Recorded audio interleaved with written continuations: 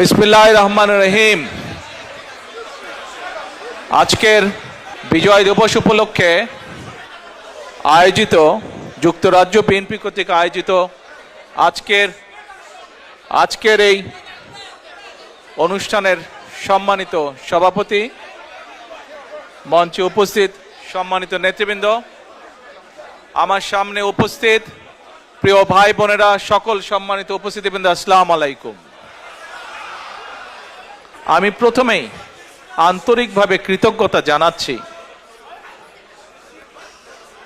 যুক্তরাজ্যের যত প্রবাসী আছেন, ইউরোপের যত প্রবাসী আছেন, সহ পৃথিবীর বিভিন্ন দেশে যারা প্রবাসী আছেন, তাদের কাছে কৃতজ্ঞতা জানাচ্ছি।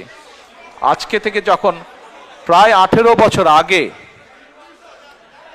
যখন এই দেশে আসতে বাধ্য হয়েছিলাম চিকিৎসার জন্য, তারপর থেকে বিভিন্ন সময় আপনাদের বহু মানুষ, প্রবাসীদের বহু ভাই বোনেরা আমার এবং আমার পরিবারকে বিভিন্ন সময় মানসিকভাবে সাহস জুগিয়েছেন, বিভিন্নভাবে পাশে দাঁড়িয়েছেন। আমি সেজন্যই সকল প্রবাসী ভাই বোনদের কাছে কৃতজ্ঞতা প্রকাশ করছি আমার এবং পরিবারের পক্ষ থেকে। আজকে মানুষটি আমাদের মাঝে নাই, একটি মানুষের কথা আমার খুব মনে পড়ছে, মরহুম কমরুদ্দিন সাহেবের কথা। এই মানুষটি, সে সময় আমি অসুস্থ ছিলাম, এবং এই মানুষটি যেভাবে তার সময়ের সব কিছু দিয়েছেন, সব কিছু দিয়ে আমাকে যেভাবে চিকিৎসার সাহায্য করেছিলেন, তার জন্য আমি তার এবং তার পরিবারকে কৃতজ্ঞতা জানাই। প্রিয় ভাই বোনেরা, আজকে আমাদের মহান বিজয় দিবস।